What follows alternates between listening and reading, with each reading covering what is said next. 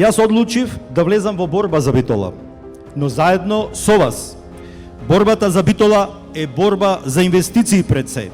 Нови инвестиции и нови работни места преку уредување на инфраструктурата на индустриската зона Жабени.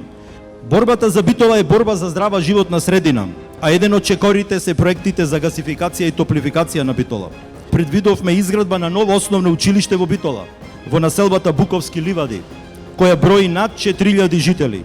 Ќе изградиме мултифункционален спортски комплекс, ќе изградиме нов парк во Нова Битола. Неопходна е и ревитализација и доизградба на рекреативниот центар Тумбекафе Смолево. Што е Битола ако не луѓето кои живеат овде? За Битола треба да се работи, а не од неа да се заработи. Од нас зависи каква иднина ќе имаме. Секаде каде што отидов досега, видов градоначалници кои што се мали зоранчиња.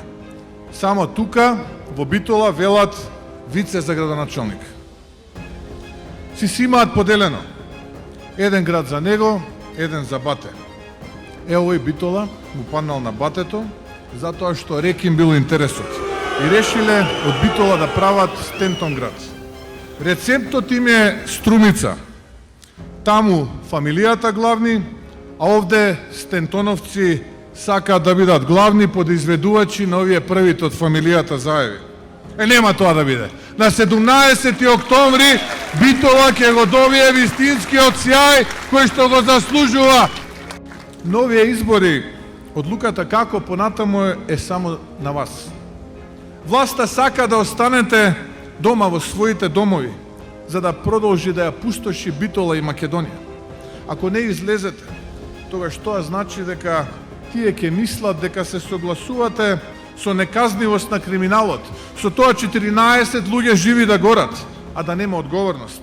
Дека се согласувате со тоа да велат дека се најдобри кога се најлоши. Овој пат не останувајте дома, променете ги работите. Ако сте незадоволни, ако сакате да создадеме нова иднина, тогаш 17. октомври е одговорот. Ако сакате заеднички патриотизам, ако сакате победи за секого и за вас, тогаш да се обединиме и да тргнеме напред. Излезете и гласајте за реден број 7.